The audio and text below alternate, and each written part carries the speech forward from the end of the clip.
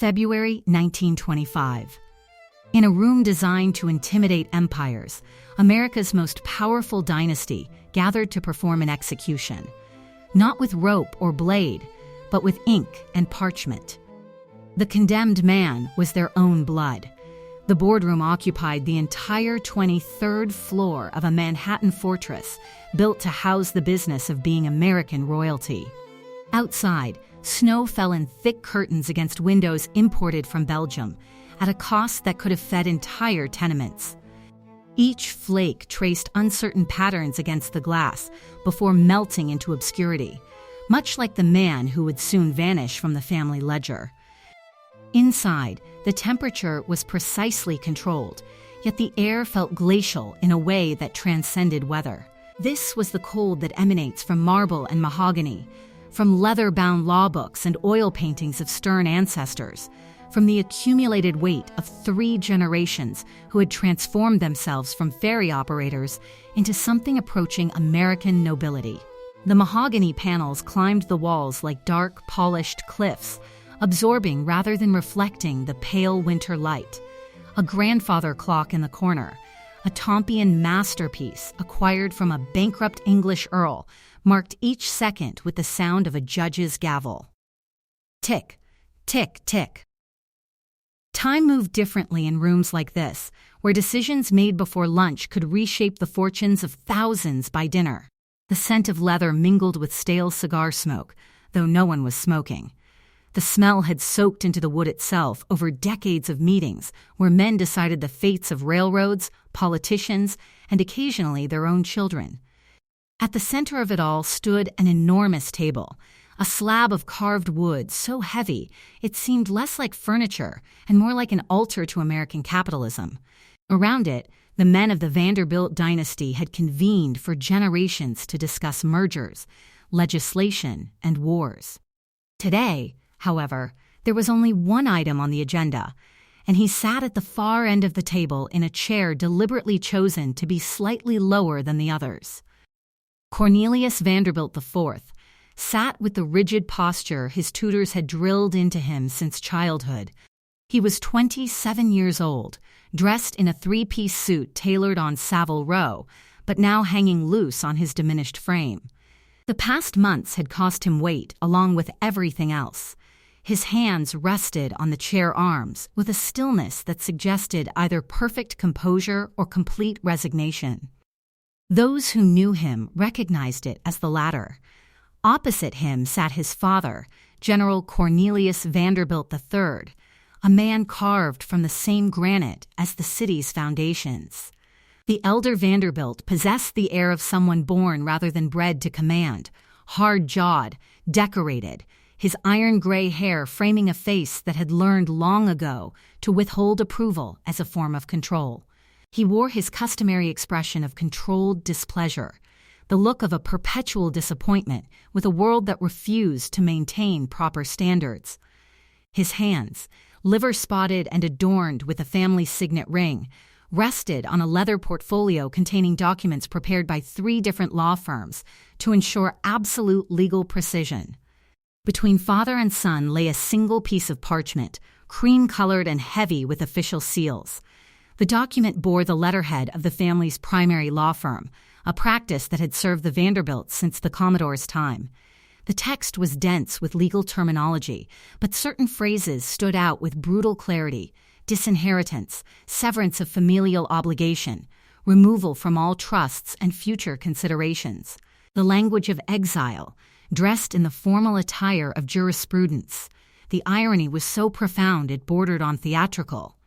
Here sat a man who possessed everything the Gilded Age had promised, a bloodline tracing directly to the Commodore himself, a trust fund generating more in annual interest than most men earned in lifetimes, access to every drawing room from Newport to Paris. His name alone was a form of currency, opening doors that remained forever sealed to ordinary mortals.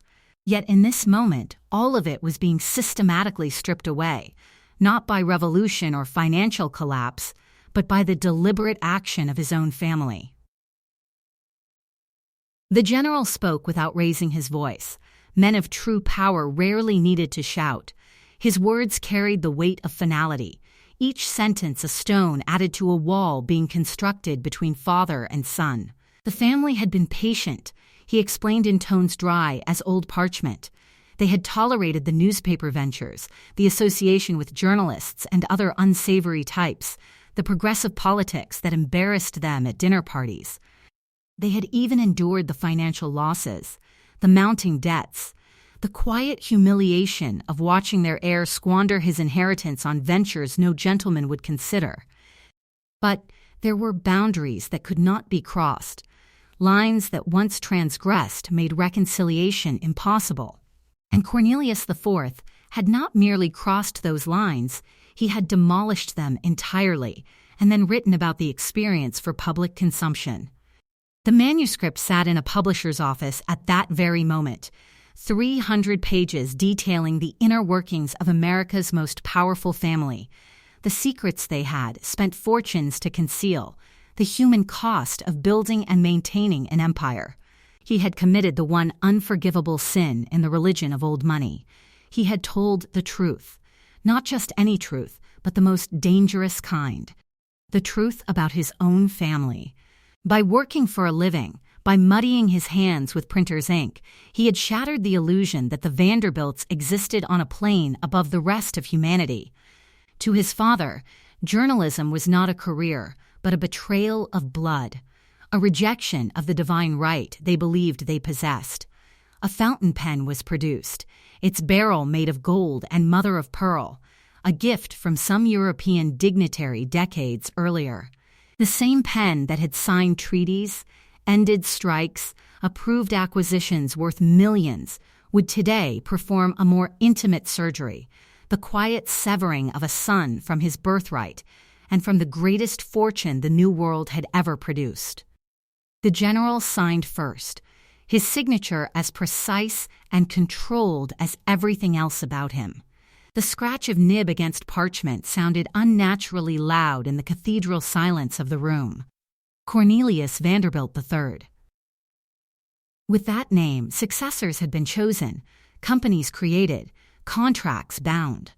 Now it served as the instrument of severance. Then he slid the document across the mahogany expanse toward his son. Cornelius IV stared at the paper for a long moment. In that pause, an entire world hung in balance.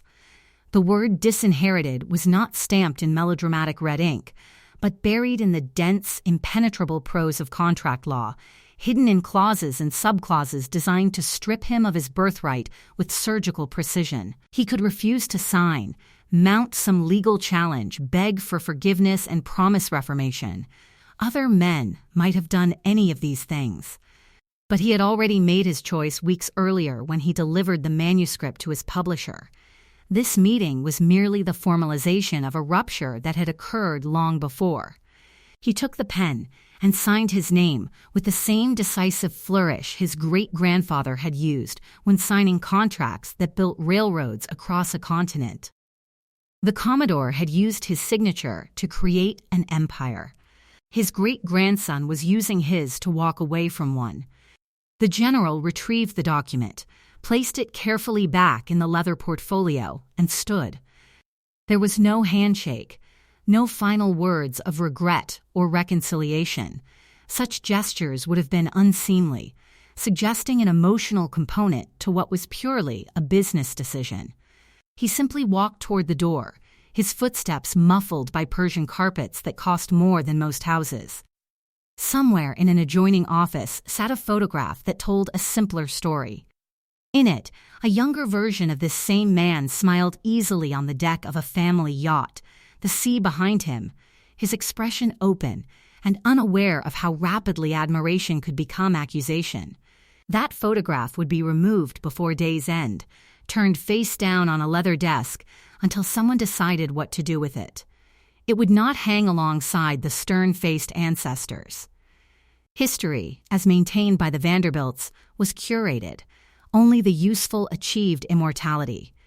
At the threshold, the general paused for just a moment, his back still turned to his son.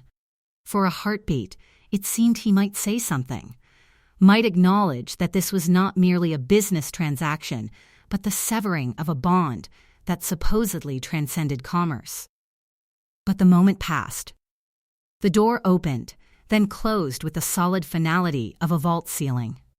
Cornelius IV remained in the chair, surrounded by the trappings of power he no longer possessed. The snow continued to fall outside, covering Manhattan in deceptive purity, erasing the dirt and complexity beneath. The grandfather clock continued its relentless marking of time, indifferent to the human drama that had just concluded.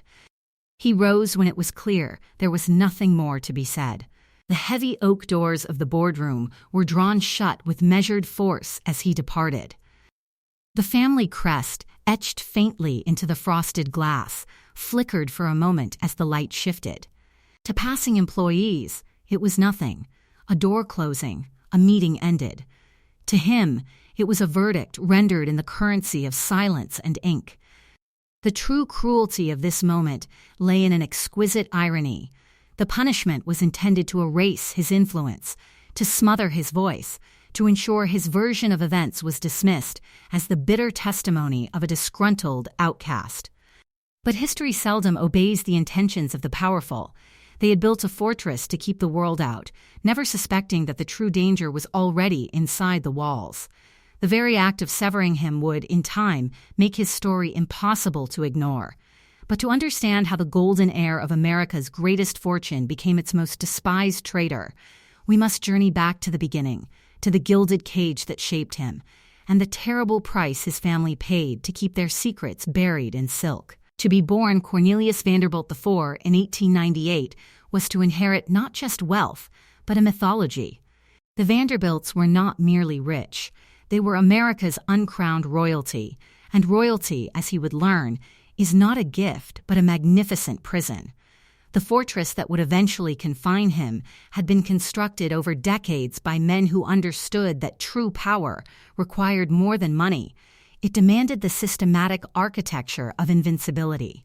The story began with his great-great-grandfather, a rough-spoken ferry operator who possessed something far more dangerous than capital: the absolute refusal to accept limitations. Commodore Cornelius Vanderbilt had started with nothing but a small boat and an appetite for domination that would have impressed Renaissance princes.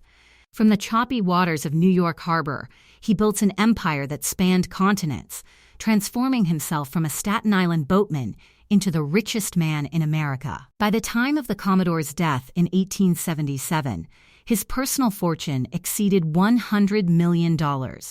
More wealth than existed in the United States Treasury, more than the gross domestic product of most European nations.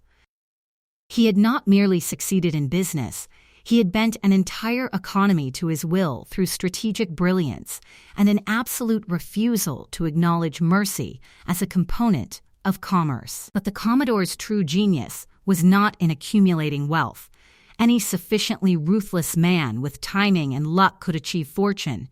His innovation was in establishing the architecture of dynasty, the unwritten constitution that would govern his descendants for generations. His son, William Henry Vanderbilt, inherited both the empire and the instinct for consolidation. Within 8 years, William Henry had doubled the family fortune, proving himself worthy of the Commodore's throne.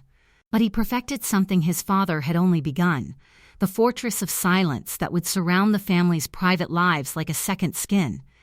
When a reporter once dared to ask William Henry about his responsibility to the public, he delivered a phrase that would define the family's relationship with the outside world for decades: "The public be damned." It was not mere arrogance, but the articulation of a worldview. The Vanderbilts answered to no one, explained nothing, and considered transparency a form of weakness that lesser families indulged. This became the family creed, passed down not as written law, but as atmospheric pressure felt by every child born under the Vanderbilt crest. Never explain. Never apologize. Never let the outside world see behind the marble facade. In a republic obsessed with equality and virtue, the Vanderbilts responded with cultivated opacity. Scandals were not confronted but smothered under avalanches of money, lawyers, and solemn denials before they could reach the morning papers. Emotions were not unknown, but they were treated like volatile investments, to be deployed only when strategically necessary and never allowed to compromise the larger enterprise of being Vanderbilt. The physical manifestations of this philosophy rose like monuments to controlled perfection.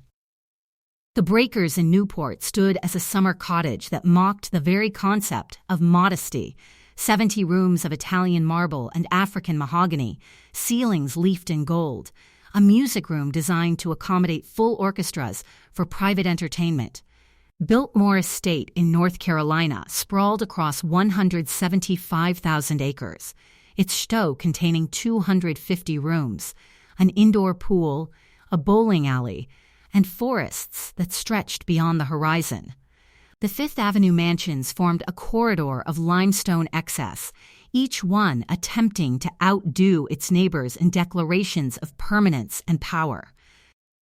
These were not merely homes, but fortresses designed to separate the Vanderbilts from the ordinary texture of American life. Within those walls, a different reality operated under different rules entirely. Servants moved through hidden passages so the family would never have to witness the labor that maintained their comfort. Meals were served on china that cost more per plate than a factory worker earned in a month. The children were raised in nurseries larger than most family homes, attended by an army of nurses and governesses who understood that their primary duty was not affection, but the production of perfect heirs. Into this carefully controlled universe, Cornelius Vanderbilt IV arrived as the latest vessel, designated to carry the family mythology forward. From his first breath, his existence was not experienced but orchestrated, every moment curated to produce the ideal inheritor. His childhood became a masterclass in isolation, disguised as privilege. While other boys played in streets that knew dirt and chaos, Cornelius wandered the manicured gardens of palatial estates, surrounded by servants who were paid to be invisible, to facilitate the illusion of effortless perfection. His father, General Cornelius Vanderbilt III, approached child-rearing with military precision. The general had distinguished himself in the Spanish-American War, finding in military service a clarity of purpose that business never quite provided. He brought that same rigidity to fatherhood, viewing his son not as a child to be nurtured, but as a recruit to be trained for the perpetual campaign of being Vanderbilt. Affection was rationed like ammunition. Approval was something earned through flawless execution of expectations, never freely given. His mother, Grace Wilson Vanderbilt, embodied social ambition refined into an art form. She had married into the dynasty from another prominent family and understood intimately the performance required to maintain position at the apex of American society. Between them, his parents created a household where appearances were not superficial details, but matters of existential importance, where every gesture was rehearsed and every word weighed for its potential consequences. European tutors arrived to instruct young Cornelius in languages, history, and the classics, not for the sake of knowledge itself, but because cultivation was expected of American aristocracy. He learned to ride before he could read with confidence, to fence before he could write in cursive, to waltz before he fully understood what music was for, beyond providing rhythm to social performance. The family yacht became his floating classroom, where he absorbed lessons about navigation and command, while servants attended to every conceivable need. Summer meant Newport, where he attended children's parties that were miniature versions of adult society, the same hierarchies, the same careful attention to who spoke to whom, the same unspoken understanding that some families mattered and others merely existed. Yet even within this manufactured perfection, something in the boy resisted complete assimilation. He possessed a defect that no amount of tutoring could correct: curiosity. From the windows of his carriage as it rolled down Fifth Avenue, he saw things he was not supposed to see. He observed the soot-stained faces of men who shoveled the coal that powered his family's trains, the tenements teeming with life both chaotic and vibrant. The stark contrast between the velvet cushions he sat upon and the cobblestones where street children scrambled for pennies. Unlike his parents, who had learned to look without seeing, Cornelius felt something foreign to his bloodline: empathy. He began to ask uncomfortable questions that his parents answered with swift dismissal. Why did they own so many houses when they could only occupy one at a time? Why did the staff use separate entrances? Why were the people in the street so different from the people at their dinner table? His parents' responses were variations on a theme: because that is the way of the world. Because we are Vanderbilts. Most dangerously of all, he discovered the power of the written word. In the quiet of his room, away from the supervising eyes of governesses, Cornelius began to write. Not the rote copy work of his lessons, but stories, observations, attempts to capture in words the disconnect between what his family claimed about the world and what he witnessed with his own eyes. He filled notebooks with sketches of dinner parties, noting the desperation hidden behind diamond necklaces, the way a senator's joviality intensified when certain investments were mentioned, how his mother's smile grew sharper when greeting social rivals. Writing became his private rebellion, the only time he felt authentically himself rather than a carefully constructed performance. The Great War arrived like a thunderclap in 1914, shaking the foundations of the old certainties that had governed the Gilded Age. Europe, which the Vanderbilts had always looked to as the model of proper civilization, descended into mechanized slaughter that made a mockery of aristocratic pretensions. Young men from the finest families died in mud alongside factory workers and farmers, their bloodlines providing no protection against artillery shells. When America entered the conflict in 1917, Cornelius IV enlisted over his father's objections. The general wanted his son safely positioned in some administrative role befitting his station. Instead, the young man insisted on combat duty, seeking in the trenches something he had never found in ballrooms: authenticity, perhaps, or simply escape from the suffocating performance of being a Vanderbilt. In France, he witnessed death without discrimination, chaos without the possibility of control, and a kind of brutal honesty that made the careful lies of his upbringing seem obscene by comparison. He returned from the war in 1919, fundamentally altered. The man who came back to Newport society had seen behind too many curtains to ever again accept the illusion as reality. The champagne glasses raised in celebration while the world still counted its dead struck him as grotesque theater. The elaborate rituals of debutante balls and charity galas felt like performances by actors who had forgotten they were acting.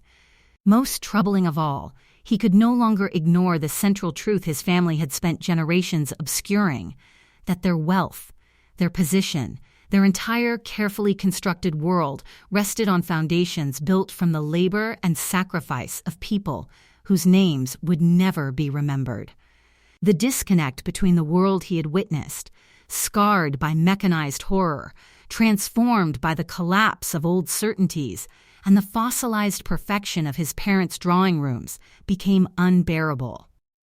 He sat through dinner conversations about polo ponies and yacht races, while images of trenches and gas attacks haunted his memory.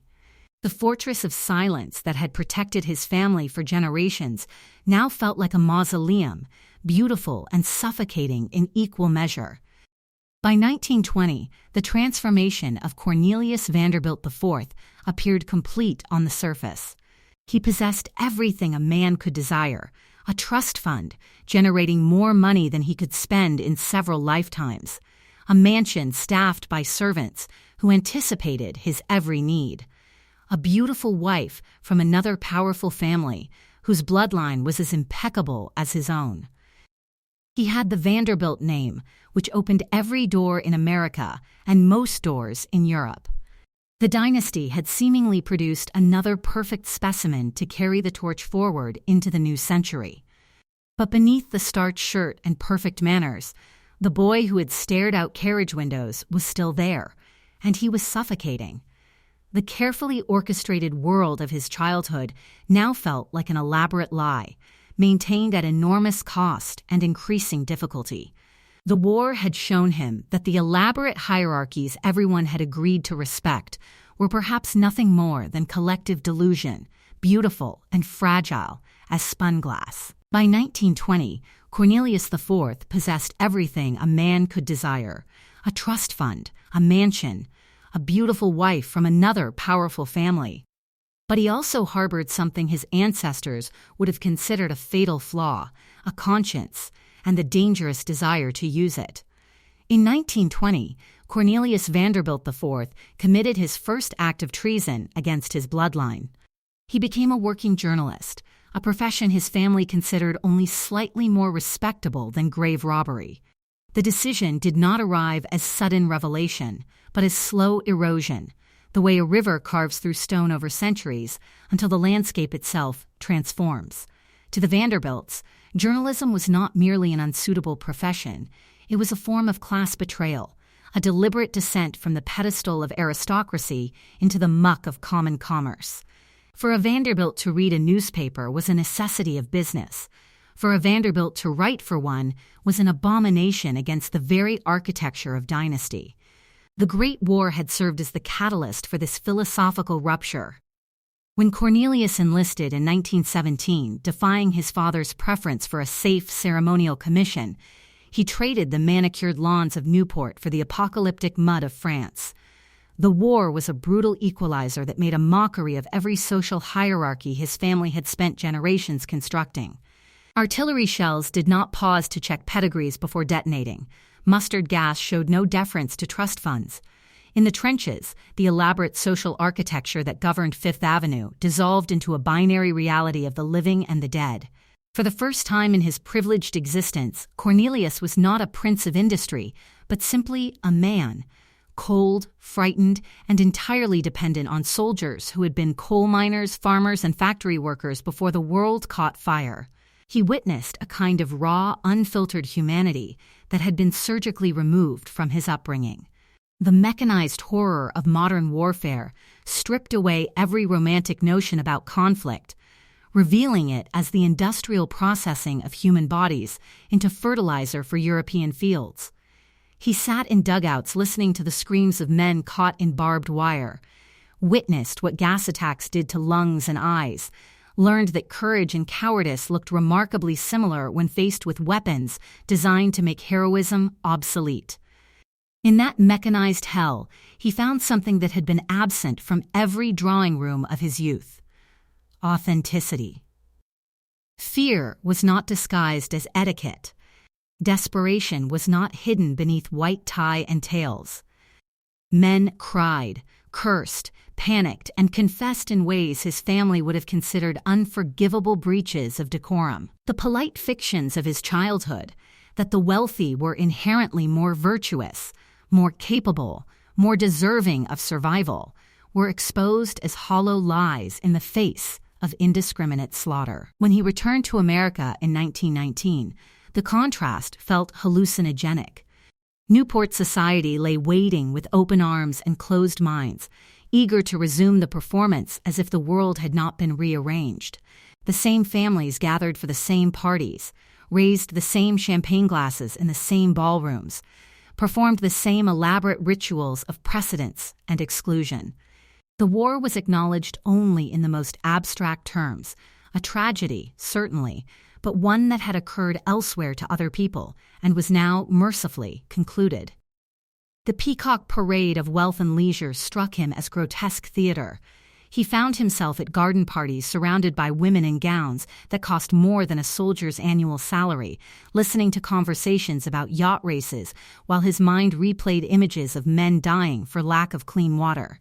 The elaborate performance of his class, the careful attention to which fork to use, the ritualized conversations that conveyed status through subtle inflections, now appeared as obscene choreography, a collective delusion maintained at enormous cost and requiring constant, exhausting vigilance. His family's elaborate rituals, the charity galas and carefully orchestrated philanthropy, struck him not as generosity but as performance art designed to obscure rather than illuminate truth. The Vanderbilts gave away fortunes to museums and hospitals, but always in ways that reinforced their own position, that purchased gratitude and deference, that transformed exploitation into noblesse oblige.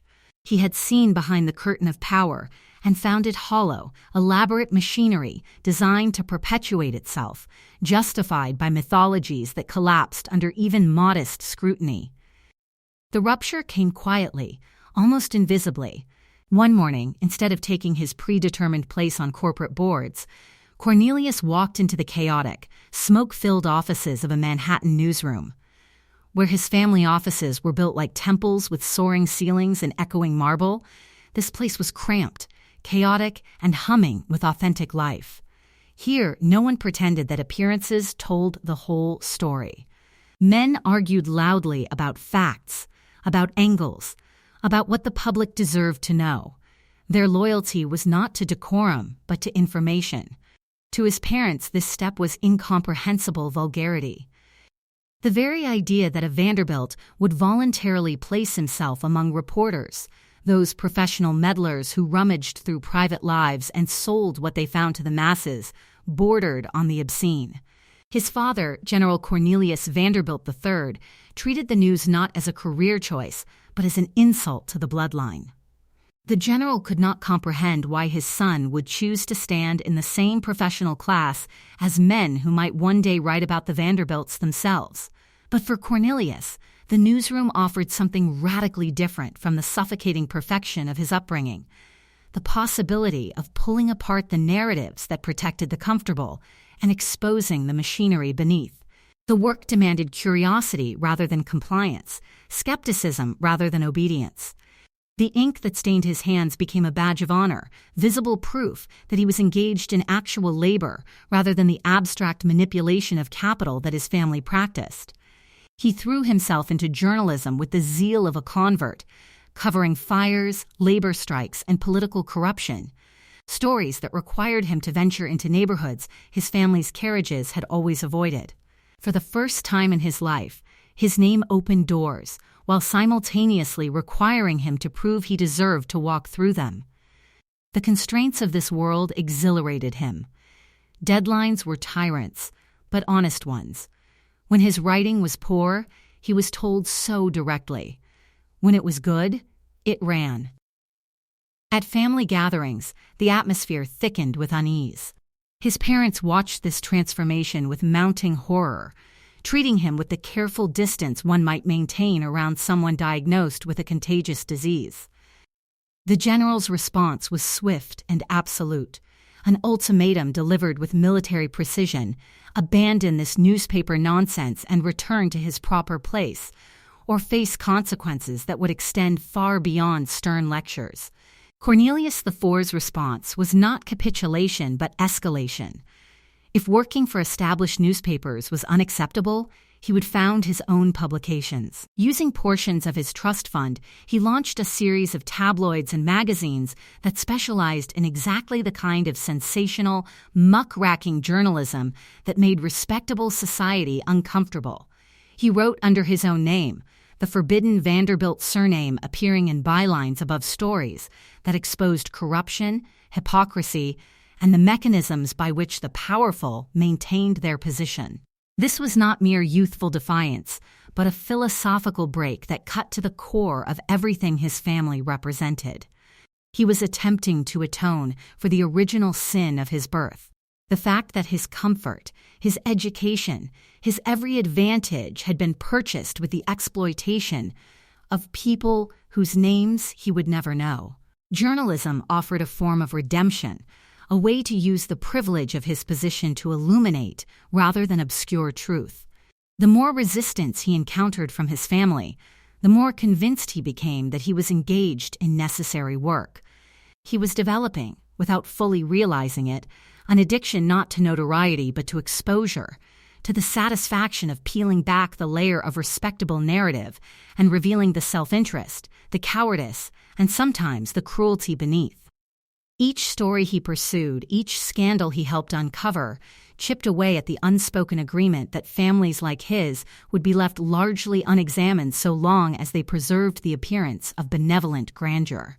His family saw only the immediate disgrace, their sacred name in ink where it did not belong, their heir in rooms that reeked of printer's ink and democratic sweat. What they could not yet see was the larger storm gathering behind these choices. The boy who had once stared from carriage windows at tenements was now armed with the tools to speak about what he had witnessed, in a language more permanent than small talk and more dangerous than gossip. But journalism was merely the gateway drug to a far more dangerous addiction. Cornelius IV was developing a taste for exposing the powerful, and soon he would turn that merciless gaze toward the one target that could destroy him: his own family. By 1924, Cornelius Vanderbilt IV was hemorrhaging money faster than his great-grandfather had ever made it. But he was also hemorrhaging something far more precious in the eyes of his family: their carefully guarded respectability. What had begun as a single act of journalistic defiance had metastasized into something far more ambitious and, in his parents' view, far more obscene. Cornelius was no longer content to work for established newspapers. He had decided to become a media baron in his own right, a peer to William Randolph Hearst and Joseph Pulitzer, men who shaped public opinion as easily as his ancestors had laid railroad track. The model was intoxicating. If newspapers could topple politicians and bend public perception like light through stained glass, why should a Vanderbilt not wield such power? He launched a series of tabloid publications with names designed to signal their populist intentions and sensational approach. These ventures promised to speak truth to power, to give voice to the voiceless, to drag hidden corruption into the harsh light of public scrutiny. Each issue was a small grenade lobbed into the drawing rooms of his parents' world, filled with investigative pieces that pursued stories making the powerful uncomfortable. His reporters were instructed to venture where respectable people only pointed and whispered, to dig into city contracts, police payoffs, and backroom deals between industrialists and politicians. But Cornelius possessed the Vanderbilt ambition without the Commodore's essential gift: the predator's instinct for survival at any cost. Where his great-great-grandfather had built an empire of iron and steel, tangible, profitable, enduring, Cornelius IV was constructing castles of paper and debt.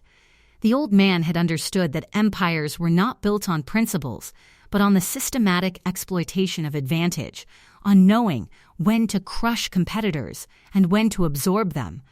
He had cut throats in boardrooms without flinching, treating money not as a means to express values, but as the ultimate value itself. His descendant approached business like a moral crusade, which meant he approached it as someone destined to lose. The investigative journalism he championed was expensive to produce and systematically alienated the very advertisers who might have kept his ventures solvent. Stories exposing corruption in municipal contracts cost him advertising from construction companies. Pieces about labor conditions in factories resulted in canceled accounts from manufacturers. Each act of journalistic integrity was simultaneously an act of financial self-sabotage. Where Hearst and Pulitzer understood that sensationalism must ultimately serve the bottom line, Cornelius treated profit as a vulgar afterthought to the higher calling of truth-telling. The psychology driving this spiral was complex and profoundly self-destructive. He was attempting to prove himself worthy through the very work his family despised, seeking validation from the institution that had rejected him. Each scandal he exposed, each powerful figure his publications helped topple, was an unconscious attempt to justify his rebellion, to demonstrate that his choice had been not mere defiance, but moral necessity. If he could build something meaningful, something that mattered beyond the accumulation of capital, perhaps his family would finally understand that their way was not the only way. But the family saw only desecration. Their sacred name, which they had spent generations elevating above commerce and controversy, was now being hawked on street corners, alongside stories of murder, adultery, and petty crime. Every time a newsboy shouted a headline from one of Cornelius's papers, it felt to his parents like a physical blow. The Vanderbilt name, once synonymous with unassailable dignity, now appeared in contexts that made them physically recoil. To them, this was not journalism, but vandalism, defacing the carefully maintained facade of dynastic respectability. The Cold War that had simmered since his first newspaper job erupted into systematic warfare. The general, who had tolerated his son's journalism as a phase that would pass, now recognized it as something far more dangerous, a permanent rupture, a philosophical rejection of everything the family represented.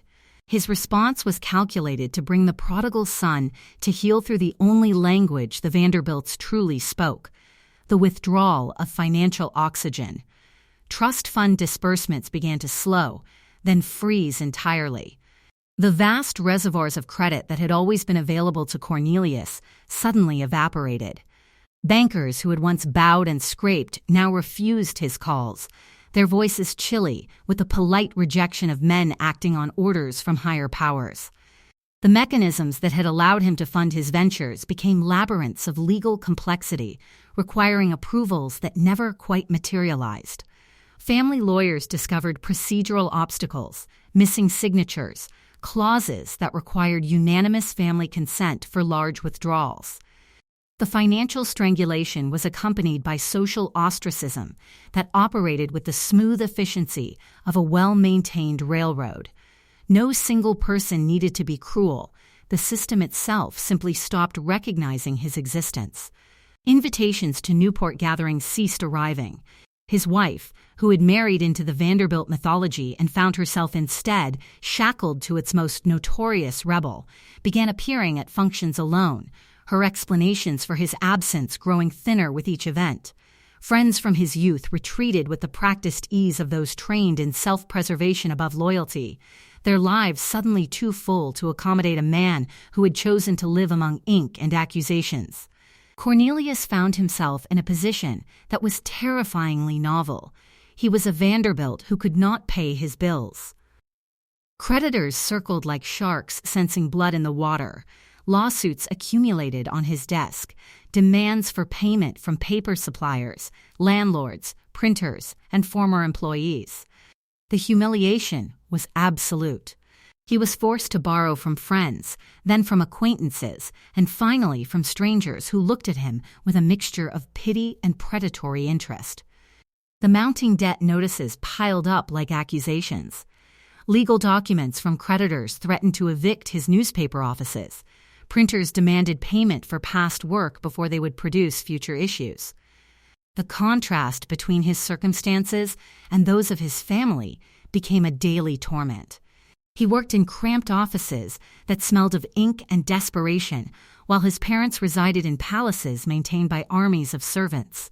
He worried about making payroll while his father's monthly income from investments exceeded what most men earned in lifetimes. This pressure cooker atmosphere bred a kind of manic desperation. He worked longer hours, pursued more aggressive stories, convinced himself that one major expose would turn everything around. But each story only deepened the hole. The more successful his journalism became, the more it cost him financially and socially. He was caught in a perverse equation where excellence accelerated his ruin, where every moral victory was simultaneously a practical defeat. His family watched this spiral with a mixture of satisfaction and genuine concern. The general had expected capitulation by now, had assumed that financial pressure would bring his son back to proper thinking. Instead, Cornelius IV seemed to be doubling down, becoming more reckless, more desperate, more willing to burn bridges that could never be rebuilt. There was something unsettling about his refusal to surrender, a stubbornness that reminded the general uncomfortably of the Commodore himself, that same inability to accept defeat, that willingness to risk everything rather than compromise. But where the Commodore had channeled that stubbornness into building an empire, his great-great-grandson was channeling it into dismantling one. And the family was beginning to realize, too late, that they had underestimated what he was capable of. They had treated him as a wayward child who needed discipline, not recognizing that he had transformed into something far more dangerous, a man with nothing left to lose, an intimate knowledge of every family secret. Sitting in his modest office surrounded by unpaid bills and failing publications, Cornelius began to see his situation with brutal clarity. He could, at this juncture, have chosen surrender. He might have shuttered his publications, issued a carefully worded statement about misadventures in business, and allowed the family machinery to quietly reintegrate him. But there is a certain point in any rebellion at which retreat becomes as annihilating as defeat. He had traveled too far from the gilded cage to pretend he had merely stepped out for air. The realization arrived not as temptation, but as inevitability. He possessed something of value after all, something that could not be seized by lawyers or frozen by trustees. He held in his memory 3 decades of intimate knowledge about what it truly meant to be a Vanderbilt, the private conversations, the hidden scandals, the carefully buried truths that the family had spent fortunes to keep obscured. He remembered the conversations whispered in the library at the breakers when the servants were dismissed, the letters his mother burned in the fireplace, the specific cadence of his father's voice when discussing which politicians had been bought and which judges had been silenced. His family's greatest strength, their impenetrable secrecy, was about to become their fatal vulnerability. They had spent millions constructing a facade of moral superiority, a myth that Vanderbilts were a breed apart, untouched by the sordid realities of human frailty. That myth was the source of their power, the reason society bowed to them. And myths are fragile things. They can be shattered by a single well-placed stone. Their own son held the key to every locked door, every buried scandal, every carefully hidden truth. Bankrupt, humiliated, and exiled from the only world he had ever known, Cornelius IV realized he possessed one final asset to liquidate. It was time to break the code of silence that had protected his family for generations, and damn the consequences. The manuscript was 300 pages long. It contained 3 generations of family secrets, and when Cornelius Vanderbilt IV decided to publish it, he detonated a bomb at the heart of American high society. The decision to publish had not arrived as sudden inspiration, but as the inevitable conclusion of years spent unconsciously collecting ammunition. For decades, he had been present at dinner conversations where senators and industrialists spoke too freely under the influence of vintage champagne, had witnessed private moments of cruelty disguised as breeding, had absorbed the casual dismissal of human suffering that accompanied the accumulation of vast fortunes. What had once seemed like the natural order of his world now appeared as evidence of systematic moral bankruptcy, and he had been taking notes without realizing it. The writing itself became an act of exorcism. In his cramped apartment, surrounded by unpaid bills and the detritus of failed ventures, Cornelius worked through the nights with the focused desperation of a man who understood that his next move could not be undone. The book that emerged was not a conventional memoir, but something far more dangerous. A surgical deconstruction of the mythology that had elevated his family into American royalty. Each page was crafted with the precision of someone who knew exactly which support beams to remove to bring down the entire structure. He titled it Farewell to Fifth Avenue, a phrase that promised exactly what society both craved and dreaded, an insider's account of what transpired behind the marble facades. The manuscript did not merely gossip, it dissected. He wrote with terrifying clarity about the emotional bankruptcy that underpinned the financial empire, describing a childhood that looked like privilege but felt like imprisonment. He detailed the coldness of marriages arranged like corporate mergers, where affection was rationed and intimacy treated as a dangerous indulgence that might compromise dynastic objectives. The specific revelations were devastating in their intimacy. He exposed how his grandfather had manipulated railroad regulations through purchased politicians, treating senators as employees on the family payroll. He detailed the human cost of the empire: workers maimed in rail yards, strikes crushed with private armies, public lands seized through legal manipulation. He revealed how charity was deployed as strategic reputation management, how scandals were buried under avalanches of money and carefully placed obituaries, how the family had spent generations perfecting the art of appearing virtuous while practicing systematic exploitation. But the business scandals, damaging as they were, paled beside his portrait of the family's internal dynamics. He described dinner tables the size of ballrooms where silence reigned supreme, where genuine emotion was treated as vulgarity. He wrote about parents who viewed their children not as human beings to be nurtured, but as assets to be managed, investments requiring specific returns in the form of advantageous marriages and social prestige. He revealed servants treated as furniture, the absolute lack of empathy for anyone outside their gilded circle, the way money had poisoned every relationship until love itself became a transaction. When advance copies reached the family's lawyers, the response was instantaneous and coordinated like a military campaign. The general convened emergency meetings, summoning legal counsel from 3 different firms to explore every possible avenue to prevent publication. Could they sue for libel? The lawyers shook their heads. Truth was an absolute defense, and Cornelius had been meticulous with his facts. Could they buy the publisher? Inquiries were made, but the publisher recognized the commercial value of controversy and declined offers that would have made ordinary men wealthy for life. Could they discredit the author? Perhaps, but that risked drawing even more attention to the revelations they sought to suppress. Left with no legal recourse to stop publication, the family turned to the only weapon that remained: complete and total severance. The disinheritance ceremony that had opened this tale now unfolded with its full, devastating weight. The mahogany boardroom became an operating theater where the family performed surgery on itself, amputating the gangrenous limb to save the body. The documents were signed with the same fountain pen that had once approved railroad mergers and congressional campaigns, but today it served a more intimate function: the systematic erasure of a son from his birthright. The punishment extended far beyond the financial. His name was struck from family Bibles, the ink scratched out with violence that tore the paper.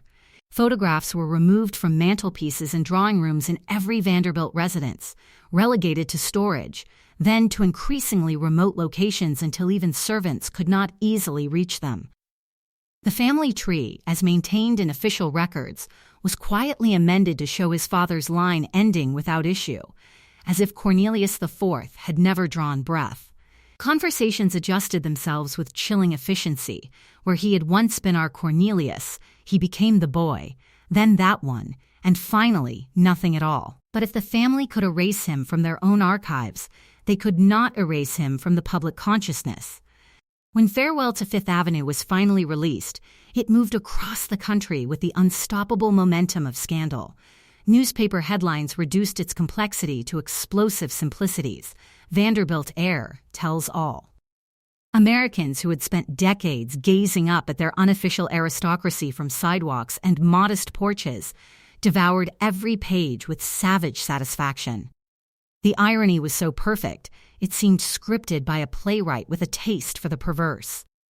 While his family destroyed him privately, erasing him from their history with totalitarian efficiency, the public embraced him completely and rapturously. He became a celebrity of a particularly American type, the truth teller who had sacrificed everything to expose the powerful. Society matrons who had once fought to have him at their tables now read his book in private, while publicly condemning him as a vulgar publicity seeker who had bitten the hand that fed him diamonds. The book sold with a velocity that shocked even his publisher. Cornelius found himself invited to lecture circuits, interviewed by prominent journalists, celebrated in editorial pages as a man of courage who had chosen principle over privilege. He had achieved the fame he had always craved, the recognition that had eluded him in his newspaper ventures. The validation arrived in torrents. He was relevant. He was heard. He was finally standing on his own rather than in the shadow of his inheritance. Yet this triumph was poisoned from its inception. The applause that greeted his revelations was enthusiastic but distant, treating him as a curiosity rather than a peer. He was invited to parties as a novelty, the tame rebel who could be relied upon to provide scandalous anecdotes about his former life. The very people who celebrated his courage did so while maintaining a careful distance, fascinated by his story, but never truly accepting him into their world. He had become the man who left the Vanderbilts, a title that tethered him to his family as securely as any trust fund. The financial windfall from the book, substantial as it was, could not compensate for what he had lost. In quiet moments, in hotel rooms in cities where he knew no one, the silence was deafening. He realized that in exposing the hollowness of his family's life, he had also exposed the hollowness of his own rebellion. He was defined entirely by what he opposed, by the very people he had rejected. His identity remained parasitic on theirs, feeding off their mythology even as he sought to destroy it. The scandal faded, as scandals always do, displaced by newer outrages and fresher controversies. The book that had seemed so explosive in 1925 was already being relegated to history by 1926, still read but no longer shocking, its revelations absorbed into the general knowledge about how power operates in America. His family rebuilt their fortress of respectability stone by stone, hosting charity galas and endowing museums, deploying the same strategies that had always worked, overwhelming negative publicity with positive philanthropy. He had burned not just the bridge, but the land on both sides of the river. There were no more Sunday lunches at the breakers, no more quiet moments on family yachts, no more sense of belonging to a history larger than himself. He had traded his legacy for a byline, exchanged the suffocating embrace of his family for the fickle applause of strangers who would move on to the next sensation as soon as it appeared. Cornelius IV had exposed the wizard behind the curtain, proving that America's greatest family was built not on nobility, but on the systematic suppression of truth. But when the applause faded, he discovered he was the only one left standing in the ruins of his former life. Cornelius Vanderbilt IV spent the remainder of his life as a ghost, haunting the margins of the world he had exposed. Not dead, but erased, a man with stories to tell and no one left to listen. The exile did not arrive as a single, dramatic severing, but as a slow hemorrhaging of relevance that stretched across decades. He moved through a succession of increasingly modest accommodations, each one a universe removed from the palatial estates of his youth.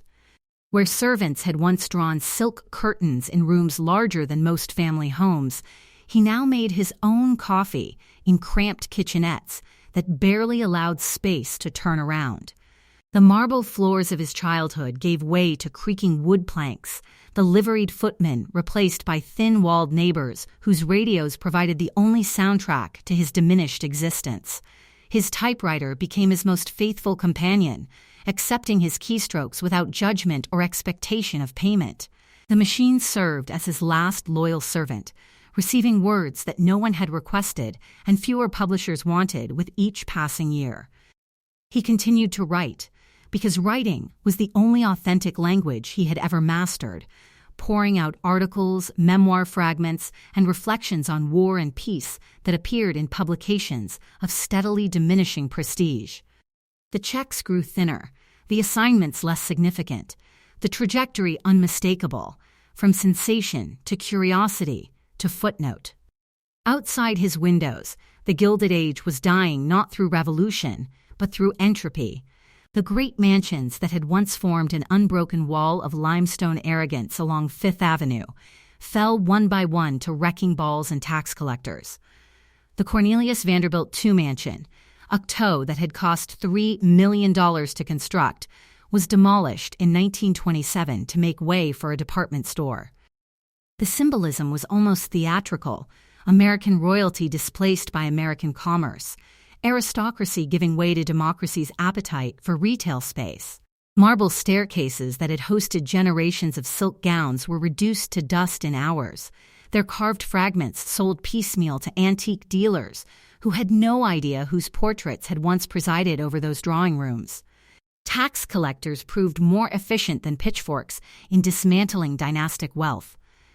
The vast railroad empire, already weakened by competition and regulation, fragmented under the weight of changing technology and indifferent management. The fortune that had seemed inexhaustible in the Commodore's time dissipated across generations of heirs who had inherited wealth without the capacity to generate it, comfort without the hunger that had driven their ancestor to accumulate such resources in the first place.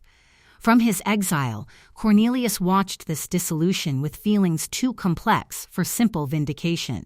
He had predicted the empire's collapse decades before it became visible to others, had seen the rot beneath the marble when everyone else saw only grandeur.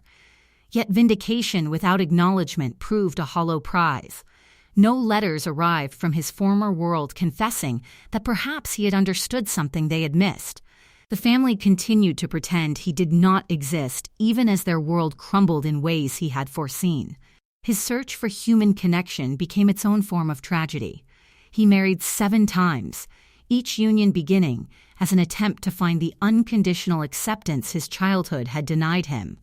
But the damage inflicted in those marble nurseries ran deep. The family that had taught him to distrust vulnerability had left him unequipped to sustain genuine intimacy. He sought in these women something his upbringing had systematically destroyed: the ability to love without calculation, to trust without contracts, to be vulnerable without considering the strategic implications. Each marriage followed the same arc: initial fascination with the rebellious Vanderbilt, followed by the slow realization that he remained profoundly damaged by the very system he claimed to have transcended. His children bore the unintended consequences of his moral courage.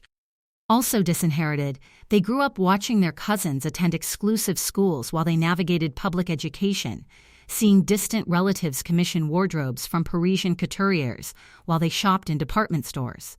They were Vanderbilts without fortune, heirs to nothing but the notoriety of their father's betrayal. The bitterness this engendered was inevitable and corrosive. They did not see a man of principle who had chosen truth over privilege. They saw a father who had traded their inheritance for temporary fame and permanent obscurity. Visits became less frequent, calls went unanswered, and old wounds reopened with each new financial difficulty they faced, difficulties that would have been unthinkable had he remained silent. The bitter irony reached its crescendo quietly, without orchestration. His father, General Cornelius Vanderbilt III, died in 1942, having watched the empire fragment, having witnessed the demolition of the Fifth Avenue palaces, having seen the railroad dominance slip away. The general went to his grave knowing his son had been correct about the inevitable collapse, but unable to admit it, trapped by the same code of silence that had governed his entire existence. He had exiled his son to protect a fortune and mythology that were already doomed by forces far beyond any individual's control: changing economic realities, tax policies designed to prevent dynastic concentration of wealth, and the simple mathematical reality that fortunes divided across. Generations diminish with each inheritance. Cornelius IV had been cast out to save something that was already lost.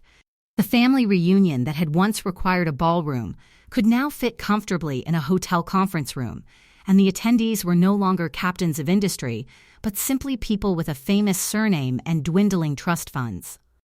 The physical evidence of Vanderbilt dominance was being erased not by ideology, but by economics. The land beneath their palaces was worth more than the history sitting upon it. As the decades accumulated, newspaper clippings mentioning his name grew smaller and less frequent, relegated to back pages, then to archives, then to dusty library corners where researchers occasionally stumbled upon them. Young journalists writing about the Vanderbilts barely knew his name, and when they did, They treated him as a curious footnote, the black sheep who had written a scandalous book that no one read anymore. The world had moved on, absorbed new scandals, crowned new celebrities, and forgotten the man who had once held the nation's attention by betraying his own blood.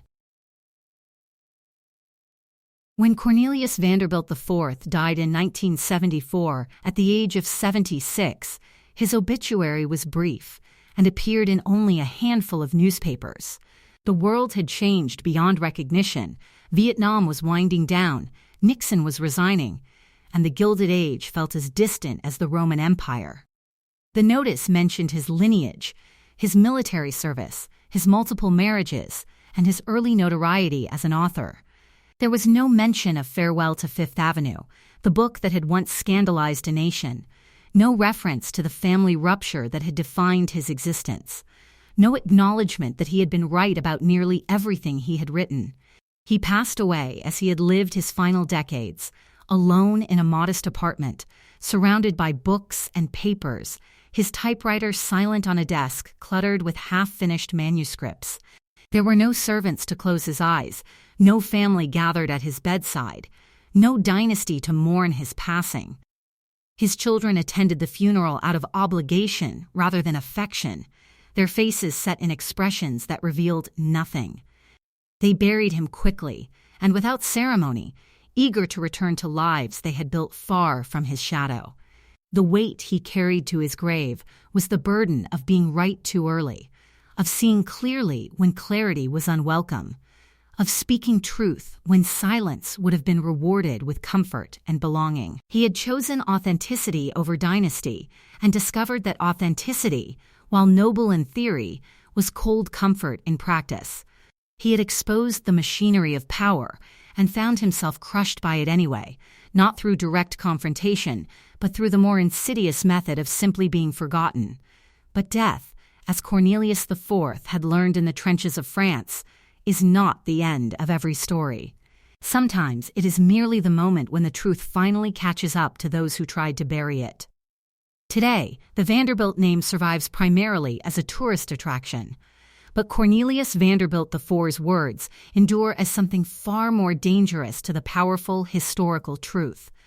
The dynasty that once commanded railroads, senators, and social calendars now exists largely as a weekend diversion for families clutching admission tickets and smartphone cameras.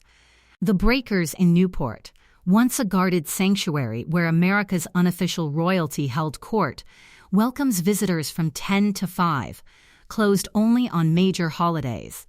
Tourists in comfortable sneakers shuffle across marble floors that once knew only the whisper of silk gowns, photographing gold-leaf ceilings with devices that would have seemed like sorcery to the mansion's original inhabitants.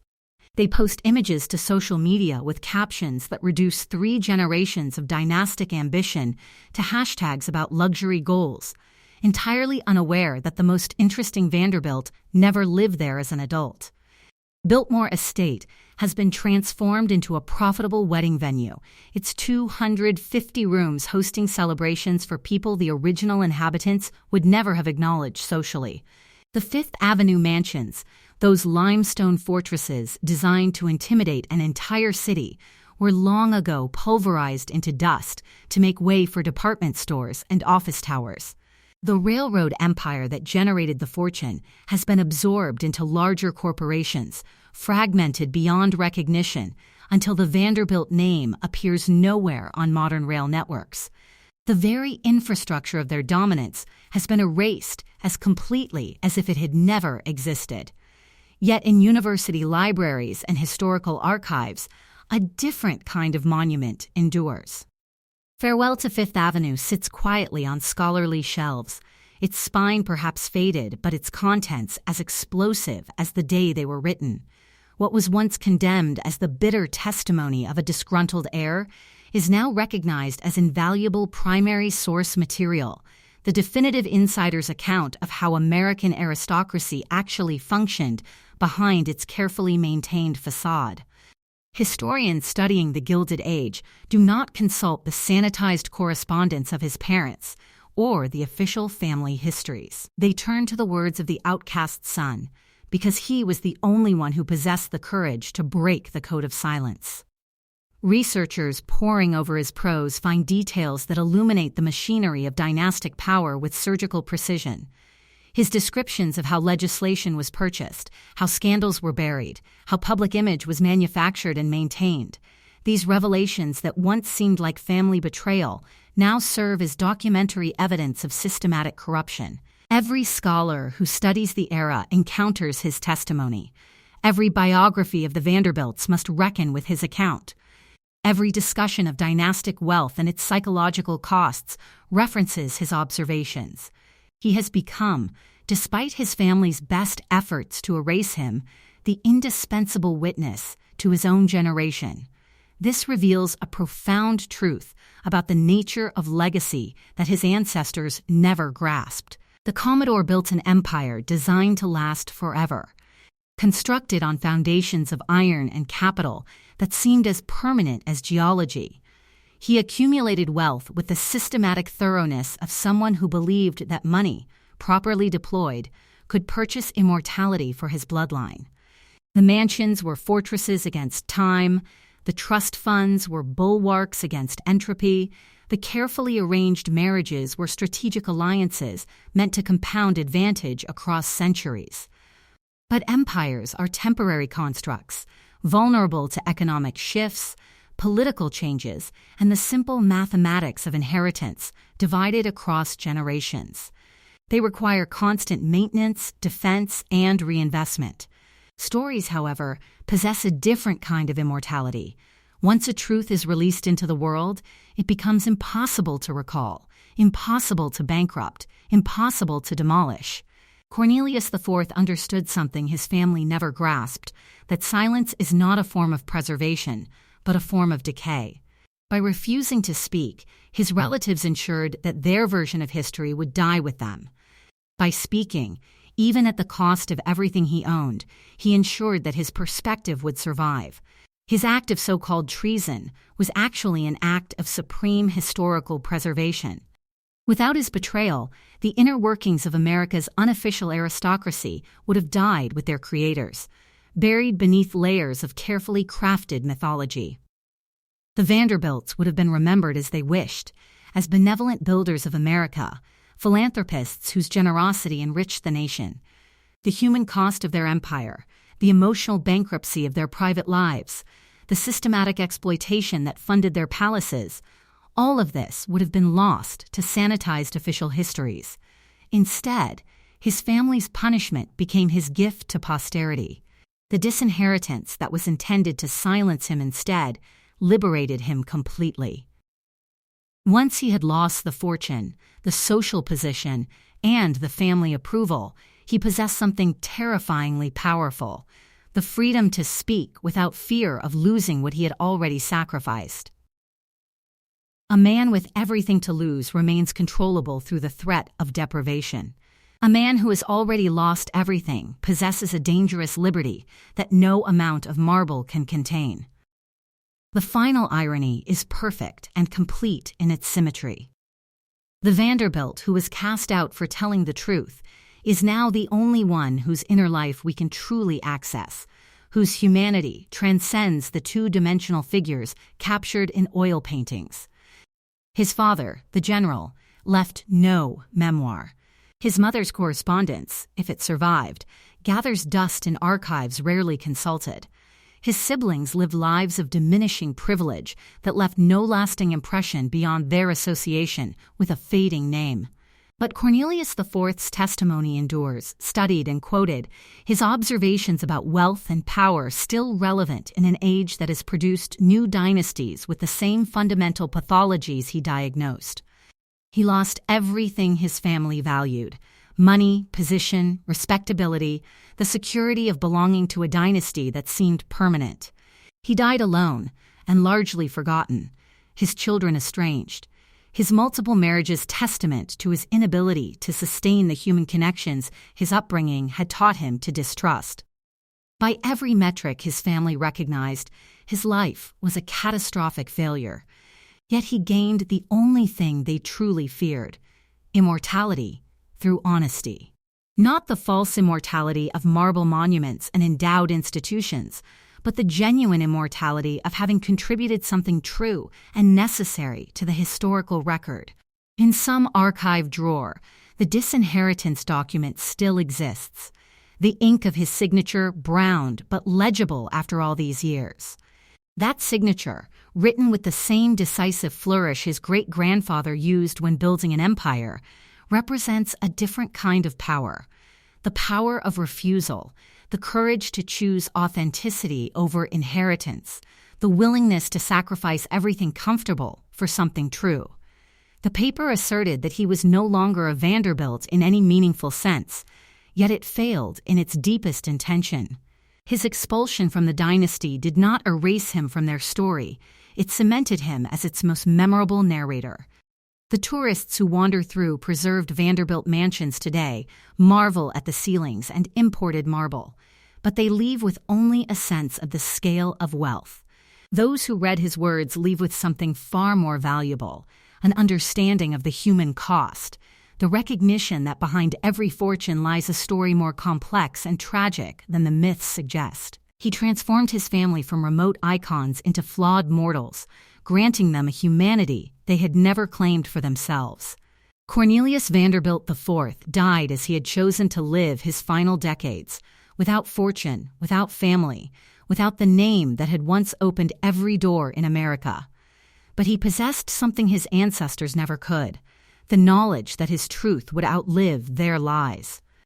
In the end, the traitor had won the only victory that mattered, the victory of memory over marble, of story over silence, of one man's courage over a dynasty's fear. The mansions have crumbled or been converted into museums. The fortune has dissipated across generations in tax collectors. The railroad empire has been absorbed into corporate anonymity. But his words endure, dangerous and necessary, a permanent reminder that even the most carefully constructed mythologies cannot withstand the corrosive power of truth, spoken by someone with nothing left to lose.